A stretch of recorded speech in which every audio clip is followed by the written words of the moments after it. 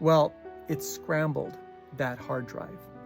I had songs from other clients on that hard drive, and pieces of those songs were playing in completely different songs from different clients.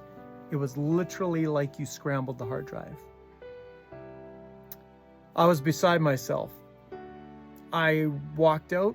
I told Joan what happened, my wife Joan. I walked out and I just walked in the woods.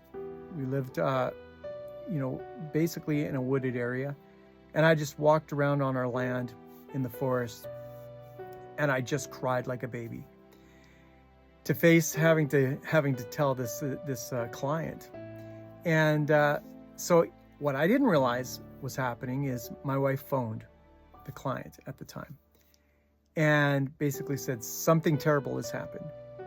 And the client was like, "What? Are you guys okay? Did anybody get hurt? Is everybody safe?" And Joan said, "Well, yeah, everybody's safe, She goes, "Oh, okay, well, what's wrong?" And so Joan said, "We lost your mix down."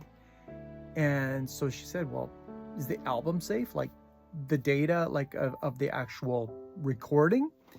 And she said, "Yeah, that's safe, but we lost the mix down. There's like a month's worth of work. Well, 3 weeks about to a month's worth of work gone." And so she goes, "That's no problem. Just go ahead and do it again. We got time." And it was a sponsored project, so it was paid for by investors, basically. And so the twist to the story is, when I mixed it down, I realized that I had made some mistakes in the first round. And, I was compressing the bass too hard. There's all kinds of different things that I was doing just because I was, trying to be efficient. But you make mistakes when you're hurrying, right? And you think probably a month-long mix down, is not hurrying. But for that project, it was, because there were so many elements and so much automation, even back then in that machine. And so the cool part is the mix that I got when it was all said and done blew away the original mix. And so here's the thing to keep in mind. Bad things can happen, but it's not always a bad thing. Sometimes it can be a good thing.